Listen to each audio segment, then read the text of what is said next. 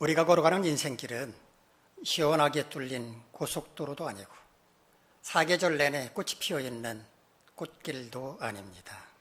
걷다 보면 자갈밭도 만나게 되고 발을 걷어붙이고 건너야 할 시냇물도 만나게 되고 숨이 톡톡 막힐 만큼 험한 산길도 만나게 되고 때로는 거센 파도가 일렁이는 바다를 항해해야 할 때도 있습니다.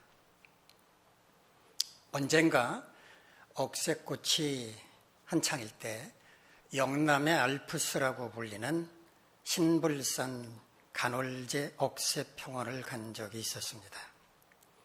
도로 옆에 차를 주차해 놓고 걸어서 올라가는 길이었는데 차량 통행이 가능하도록 잘 닦여진 도로였습니다.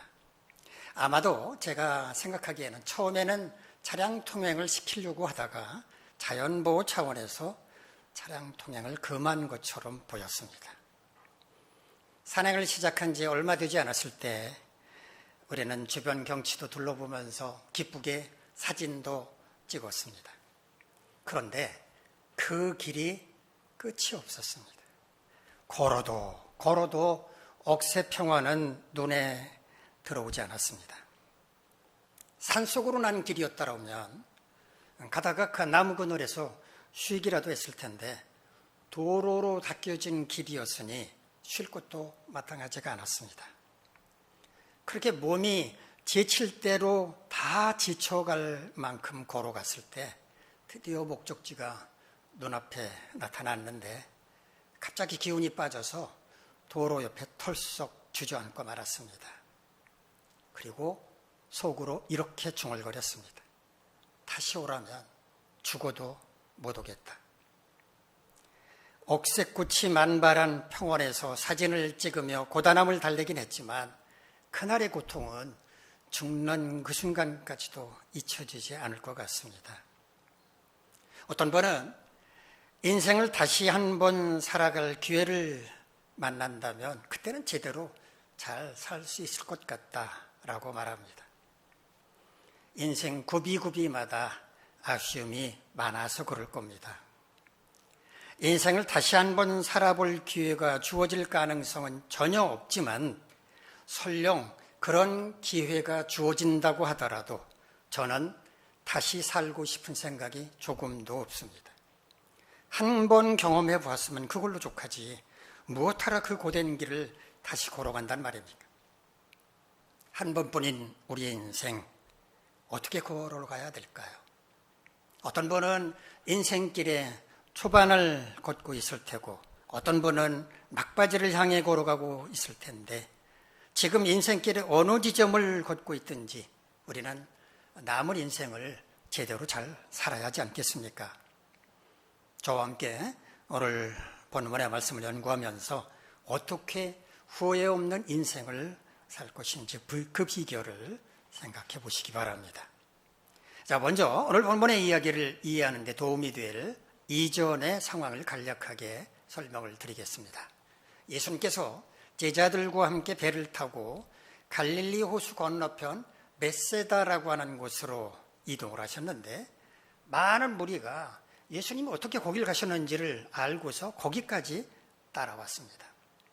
예수님은 한적한 곳에 가서 좀 쉬고자 하셨는데 어떻게 하려는지 무리들은 걸어서 그곳까지 온 겁니다. 예수님은 그들에게 말씀을 가르치셨을 뿐만 아니라 많은 병자도 치유해 주셨습니다. 그런데 어느덧 해가 뉘엿뉘엿 저물어가고 있었습니다. 그때까지 무리들은 아무것도 먹질 못했는데 그들을 그대로 돌려보내는 게 안쓰러우셨던 예수님은 제자들에게 저 많은 무리들에게 좀 뭐 먹을 것 좀 없냐? 라고 물어보셨습니다. 한두 명도 아니고 여자와 어린이 외에 남자만 5,000명이나 되었는데 무슨 수로 제자들이 그 많은 무리들에게 먹을 것을 줄 수 있었겠습니까? 결국 예수님은 생선 2마리 그리고 보리빵 5개를 높이 들어 올린 다음 하나님께 감사의 기도를 드리시고 무리에게 나눠주라고 말씀을 하셨습니다. 그리고 그날 그 자리에 있던 모든 무리는 생선과 보리빵을 배가 부르도록 풍족히 먹을 수 있었고 남은 부스러기만 12광주리를 거두었다고 성경은 말합니다. 예수님께서 행하신 놀라운 기적을 모든 사람이 경험한 겁니다. 이런 소위 오병이어의 기적이 있고 난 뒤 무리들은 흩어졌습니다. 그리고 제자들은 서둘러서 밤이 되기 전에 배를 타고 건너편 가버나움을 향해 출발을 했고 예수님은 그곳 벳세다에 홀로 남으셔서 기도하기로 하셨습니다. 오늘 본문은 바로 이날 있었던 한 사건을 기록한 것입니다. 제자들이 탄 배가 벳세다를 떠나서 갈릴리 호수 중간쯤에 이르렀을 때 이미 어둠이 짙게 내려서 캄캄한 밤이 되었습니다. 갈릴리 호수는 그 크기가 엄청났습니다. 남북의 길이가 21km, 동서의 길이가 11km, 면적은 대략 166제곱킬로미터에 이른다고 합니다. 166제곱킬로미터라고 하면은 얼마나 넓은지 아마 감이 잡히지 않으실 텐데요. 제가 다른 수치를 제시해 드릴 테니까 감을 잡아보시기 바랍니다. 정관읍의 면적이 38.22제곱킬로미터, 철마면 53.94, 일광읍 35.76, 장안읍 51.13, 이 4개 지역을 합한 면적이 179.05제곱킬로미터입니다. 그러니까 갈릴리 호수는 166제곱킬로미터라고 했으니까 정관, 철마, 일광, 장안을 합한 크기와 거의 엇비슷할 만큼 크다라고 생각하시면 되겠습니다. 그래서 성경에는 갈릴리 호수라고 말하지 않고 갈릴리 바다라고 표현하는 곳이 많이 있습니다. 그 크기가 바다처럼 넓었기 때문입니다. 그런데 제자들이 탄 배가 갈릴리 호수 중간쯤 이르렀을 때 갑자기 큰 바람이 불며 파도가 거세게 일었다고 성경은 말합니다. 얼마나 큰 바람이었을까요? 헬러 원문을 보면 메가스라고 하는 말을 사용을 합니다. 이 메가스라고 하는 말은 크고 높고 위대하고 놀랍다라는 뜻을 가진 말입니다. 여러분 메가톤이라고 하는 말을 들어보셨을 겁니다. 1메가톤은 1톤의 100만 배를 가리킵니다. 우리의 상상을 초월하는 엄청난 양입니다. 이 메가라고 하는 말이 헬라어 메가스에서 유래가 됐습니다. 그러므로 제자들이 만난 큰 바람이 어떠했을지 짐작하실 수 있을 것입니다. 거의 태풍급의 바람을 만났다고 생각하시면 됩니다. 그런데 이 바람은 제자들이 가고자 하는 방향으로부터 불어오고 있었습니다. 맞바람을 만난 것이죠. 그래서 제자들이 탄 배는 앞으로 나가지 못하고 그 자리를 맴돌고 있었는데 큰 바람과 파도와 제자들은 맞서 싸우고 있었습니다. 바람이 거세게 불어올 때 그 방향을 향해서 걸어가기가 어렵지 않습니까? 너무 어려우면 이 뒤를 돌아서게 되는데 제자들도, 배 타고 있던 제자들도 바람이 불어오는 방향을 차마 마주 대하고 앉아있지 못하고 반대 방향으로 바람을 등지고서 그들이 떠나왔던 곳 벳세다 쪽을 향해서 이렇게 뒤돌아 있었습니다. 그런데 저 멀리서 누군가가 호수 위를 걸어서 배를 향해서 오고 있었습니다. 갈릴리 호수의 가장 깊은 곳은 40m가 넘습니다. 그 깊은 바다, 호수 깊은 곳에 빠질 수도 있는데 호수 위를 걸어서 올라온다? 걸어서 다닌다? 그건 사람이 할 수 없는 일이었죠. 그러니까 제자들은 저건 사람이 아니다, 유령이다 라고 생각을 했습니다. 태풍급 거센 바람과 풍랑과 맞서 싸우고 있던 제자들은 두려움까지 엄습하고 있었습니다. 유령이 다가오고 있었으니까. 호수 위를 걸어오는 유령과 제자들 사이가 가까워졌을 때 귀에 익은 목소리가 제자들의 귀에 들려왔습니다. 에고 에이미 메 보베이스테, 번역하면 나다, 두려워하지 마라, 이런 뜻입니다. 제자들이 배를 타고 갈릴리 호수 한가운데까지 오는 동안에 벳세다에 남아서 기도하고 계시던 예수님께서 제자들에게로 오신 것이었습니다. 오늘 본문과 같은 이야기를 전하고 있는 마가복음 6장을 보면 이때는 밤 4경쯤 되었다고 기록하고 있습니다. 이스라엘 사람들은 밤의 시간을 4등분으로 나누었습니다. 오후 6시부터 그 다음날 새벽 6시까지를 밤이라고 했는데 이 밤을 4등분으로 나누었습니다. 6시에서 9시까지는 1경, 9시에서 12시까지는 2경, 밤 12시에서 새벽 3시까지는 3경, 새벽 3시에서 6시까지는 4경이라고 불렀습니다. 제자들이 벳세다를 떠나서 가버나움으로 출발한 것이 해가 뉘어뉘어 지고 있을 때였을 텐데 갈릴리 호수 한가운데까지 이동한 시간을 감안한다고 하더라도 갈릴리 호수 한가운데서 꽤 오랜 시간 바람과 풍랑과 씨름했다라고 하는 것을 알 수가 있습니다. 주님은 호수 위를 걸어서 이동을 하셨으니까 배를 타고 이동하는 것도 아니고 걸어서 이동하셨을 것이고 주님이시라면 능력으로 축지법처럼 휙휙휙 오셨을 테니까 금방 제자들에게로 오셨을 것입니다. 오늘 본문 마지막 21절 말씀을 보면 그들이 기뻐서 주님을 배로 영접하니 배는 곧 그들이 가려던 땅에 이르렀다 라고 간단하게 기록하고 있지만 마태복음을 보면 또 다른 에피소드를 전하고 있습니다. 무리를 걸어오시는 주님을 발견한 베드로가 주님, 저도 무리를 걸을 수 있게 해주십시오 라고 부탁을 했는데 그때 예수님께서 그래, 무리로 걸어오너라 이렇게 말씀을 하시자 베드로도 배에서 내려 호수 위를 걸었다고 기록합니다. 이 순간 베드로는 심정이 어땠을지 궁금합니다. 예수님 말고 무리를 걸은 호수 위를 걸어본 사람은 베드로가 유일합니다. 베드로가 얼마만큼 무리를 걸었는지는 모르겠지만 무섭게 불어오는 바람을 보고 두려워하는 순간 베드로는 물에 빠지고 맙니다. 그 깊은 갈릴리 호수에 수장될 수도 있는 아찔한 위기 상황이 있으니 얼마나 두려웠겠습니까? 베드로는 사람 살리라고 소리를 질렀고 예수님께서 그의 손을 붙잡아 건져주셨습니다. 그때 예수님께서 베드로에게 이렇게 말씀하셨습니다. 믿음이 작은 자여, 왜 의심하느냐?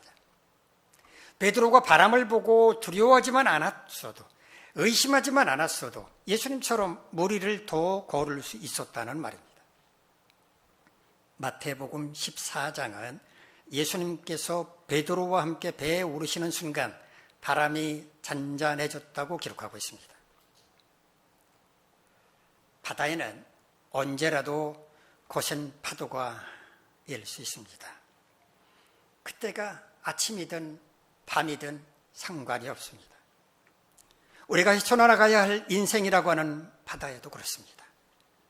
폭풍과 함께 사나운 풍랑을 만날 때가 있고 그때 우리는 그 풍랑과 맞서 싸워야만 합니다.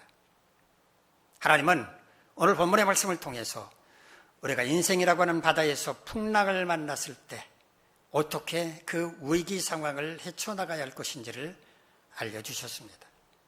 하나님께서 알려주신 사나운 풍랑을 헤쳐나갈 수 있는 비결은 뭔지 생각해 보도록 하겠습니다. 첫 번째는 사나운 풍랑을 보고 두려워할 것이 아니라 풍랑도 다스리시는 하나님의 능력을 믿고 잠잠해야 합니다. 우리의 삶의 자리가 평안할 때 우리의 믿음은 어떤지 잘 드러나지 않습니다. 그러나 삶의 자리에 고난이라고 하는 폭풍이 몰아치고 사나운 풍랑이 일게 되면 믿음이 고스란히 드러나게 됩니다. 어떤 사람은 믿는 사람이 맞나 싶을 만큼 믿지 않는 세상 사람들과 다름없이 행동합니다. 그러나 어떤 사람은 놀라울 만큼 담대합니다. 그분이 그런 믿음의 소유자였다는 것을 몰라본 게 오히려 부끄러울 만큼 성숙한 분도 계십니다. 중국 춘추 전국시대 때 기라는 나라, 기나라에서 있었던 일입니다.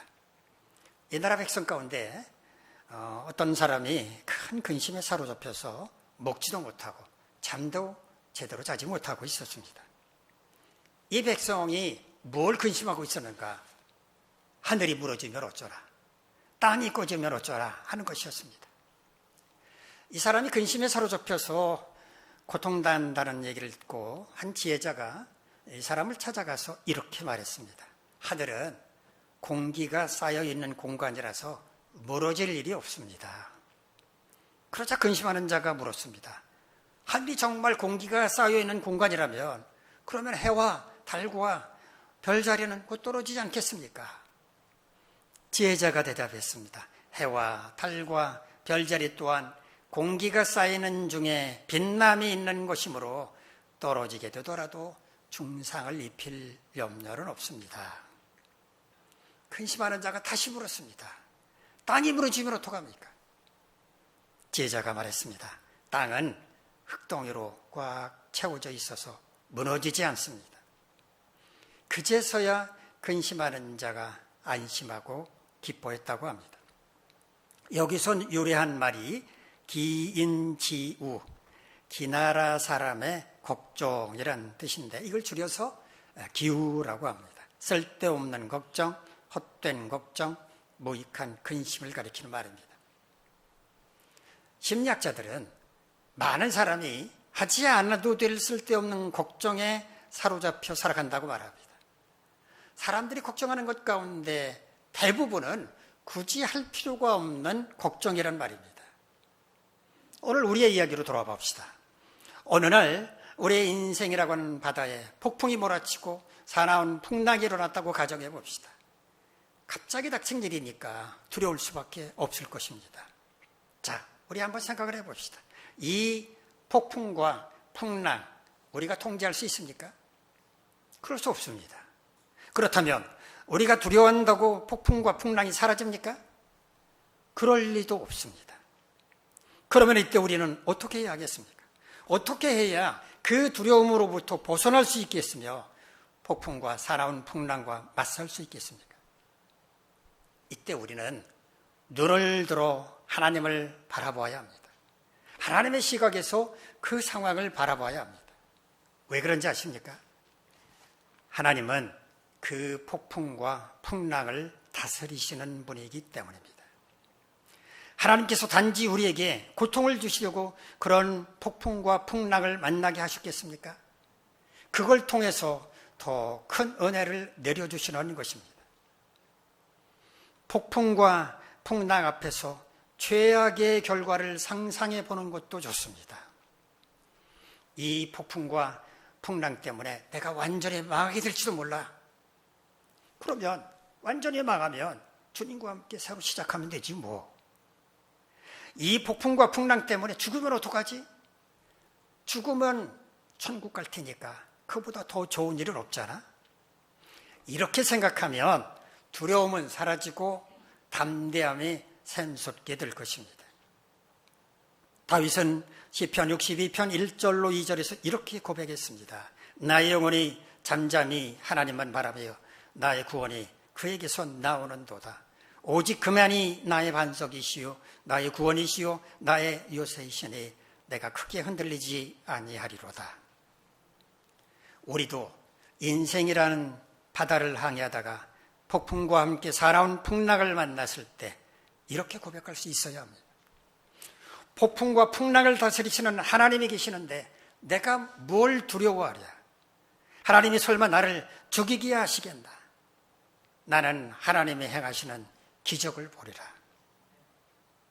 두 번째, 능력의 주님께 부르짖어 아뢰어야 합니다. 시편 81편 10절로 11절을 보면 이런 말씀이 있습니다. 나는 너를 애굽 땅에서 인도하여 낸 여호와 네 하나님이니 네 입을 크게 열라.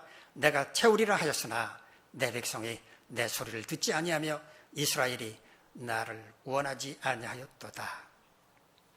하나님께서 출애굽한 이스라엘 백성들을 향해서 너희가 입을 크게 열면 내가 채워주겠다라고 말씀을 하셨지만 그들은 하나님의 말씀에 귀를 기울이지 않았다는 겁니다. 입을 크게 연다는 것은 하나님께 부족함을 채워달라고 요구하는 것을 상징적으로 표현한 말입니다.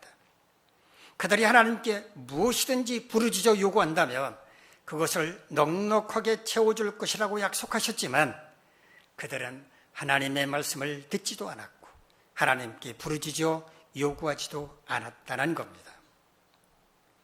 이 말을 다르게 표현한다면 하나님은 간절히 부르짖는 자에게 반드시 응답해 주신다는 의미입니다. 예레미야 33장 2절로 3절에서 예레미야 선지자도 이렇게 말했습니다. 이 일을 행하시는 여호와, 그것을 만들며 성취하시는 여호와, 그의 이름을 여호와라 하는 이가 이와 같이 이르시도다. 너는 내게 부르짖으라. 내가 내게 응답하겠고 네가 알지 못하는 크고 은밀한 일을 네게 보이리라. 하나님은 어떤 분이신가?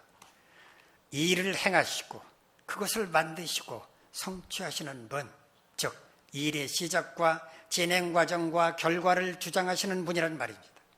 그런 하나님께서 말씀하시기를 부르짖으면 응답해 주겠다고, 네가 경험하지 못한 크고 놀라운 일을 보여주겠다고 분명하게 약속하셨다는 말입니다.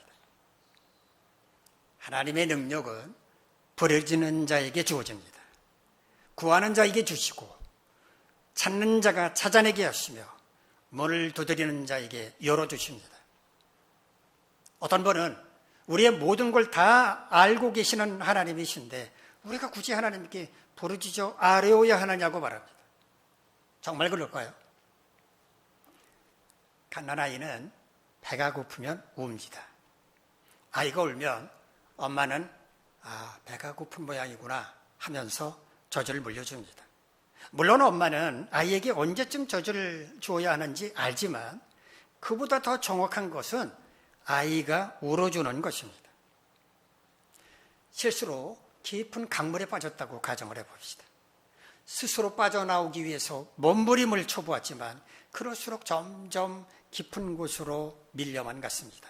자, 이때 이 사람은 어떻게 해야 합니까?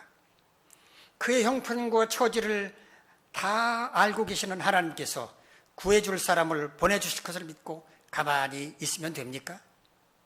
소리 높이 외쳐야 합니다. 살려달라고 목이 터질 정도로 소리쳐야 합니다. 하나님은 우리를 살피시고 우리의 형편과 처지를 다 아십니다. 그리고 우리가 어려운 상황 가운데 처하게 되었을 때 그 어려움을 우리 스스로 해결할 것도 알고 계십니다. 우리의 역량을 해결할 수 있는 어려움도 있지 않습니까? 그래서 하나님은 우리가 고난을 만났다고 해서 즉각 그 상황에 개입하시지는 않으십니다. 우리가 도저히 감당할 수 없다고 부르짖을 때까지 지켜보십니다. 만일 우리가 만난 폭풍과 사나운 풍랑이 우리 스스로 극복할 수 있는 것이라면 하나님께서 함께 해주시기만을 기도해도 상관없습니다. 그러나 우리의 역량을 초과하는 것이라면, 우리의 힘과 능력으로는 도저히 감당할 수 없는 것이라면 우리는 절박한 심정으로 하나님께 부르짖어야 합니다. 그럴 때 하나님께서 즉각 개입하십니다. 세 번째, 주님의 손을 붙잡고 풍랑과 맞서 싸워야 합니다. 우리가 고난 가운데서 부르짖으면 주님은 능력의 손을 내밀어 주십니다. 그때 우리는 그 능력의 손을 붙잡으면 됩니다. 주님의 손을 붙잡으면 아무리 살아온 풍랑이라도 아무 문제가 되지 않습니다. 구약 성경에 등장하는 많은 전쟁 이야기에는 공통점이 있습니다. 주님이 함께 하시면 승리했지만 주님이 외면하시면 패했다는 것입니다. 그래서 그런 전쟁을 가리켜서 거룩할 성자, 성전이라고 합니다. 거룩한 전쟁이라고 부릅니다. 왜 하나님이 함께 하시면 승리할 수 있을까요? 하나님께서 직접 싸우시기 때문입니다. 아무리 많은 군대, 아무리 강한 적이라고 할지라도 어떻게 전능하신 하나님과 싸워서 이길 수가 있겠습니까? 우리가 주님의 손을 붙잡는 순간 주님의 능력이 우리와 함께 하십니다. 우리 스스로 사나운 풍랑과 맞서 싸우는 것이 아니라 주님이 풍랑과 맞서 싸워주신다는 말입니다. 그래서 주님의 손을 붙잡으면 두려움은 사라지고 담대하게 풍랑과 맞서게 되는 것입니다. 다윗은 시편 40편 1절 2절에서 이렇게 고백합니다. 내가 여호와를 기다렸더니 귀를 기울이사 나의 부르짖음을 들으셨도다.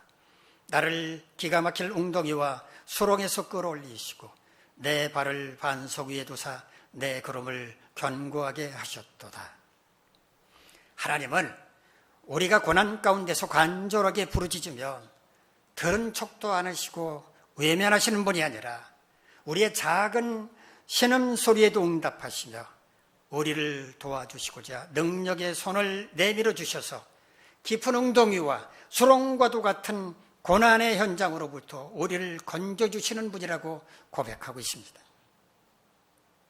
만일 우리가 사나운 풍랑을 만났을 때 이렇게 행한다면 하나님은 우리가 그 풍랑을 담대하게 이기고 무사히 목적지에 도달할 수 있도록 인도해 주실 것입니다. 우리 시편 107편 25절로 30절까지 말씀 화면을 보면서 한번 같이 읽겠습니다. 시작. 여호와께서 명령하신즉 광풍이 일어나 바다 물결을 일으키시는도다.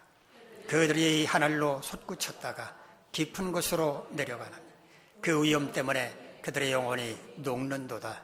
그들이 이리저리 구르며 취한 자같이 비틀거리니 그들의 모든 지각이 혼돈 속에 빠지는도다. 이에 그들이 그들의 고통 때문에 여호와께 부르짖으며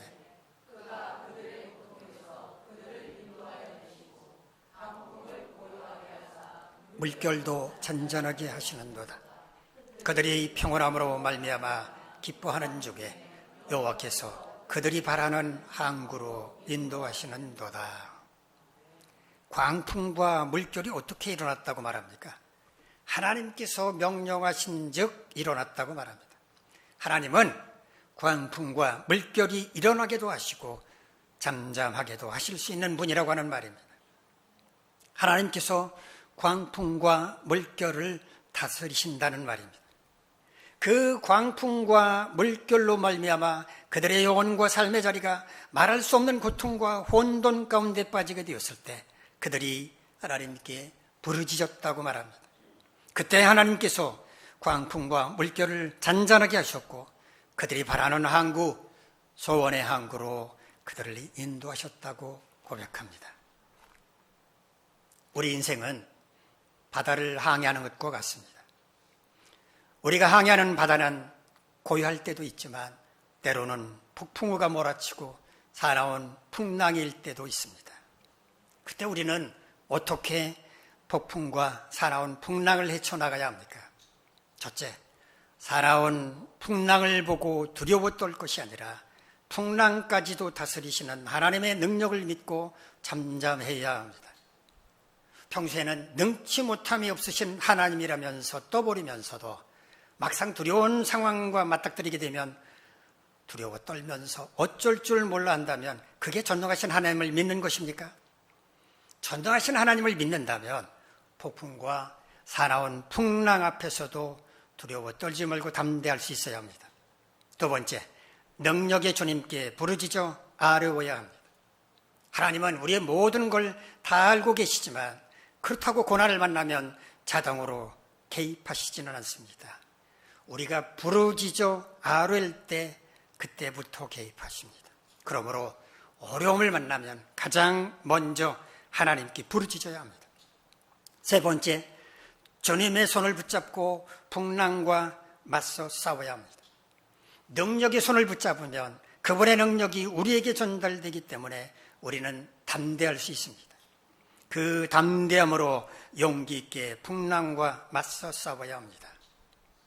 여러분 모두 인생이란 바다에서 폭풍과 사나운 풍랑을 만났을 때 이와 같이 행함으로써 주님과 함께 그 위기 상황을 잘 이기시고 소원의 항구에 무사히 도달할 수 있기를 간절히 바랍니다. 기도하겠습니다. 자비로우신 하나님, 인생이라는 바다를 항해하다가 폭풍과 사나운 풍랑을 만났을 때 주님과 함께 그 위기 상황을 잘 극복하고 무사히 소원의 항구에 도달할 수 있도록 늘 우리와 함께 하시고 우리를 도와주시옵소서. 예수님의 이름으로 기도합니다. 아멘. 자리에서 날아서 633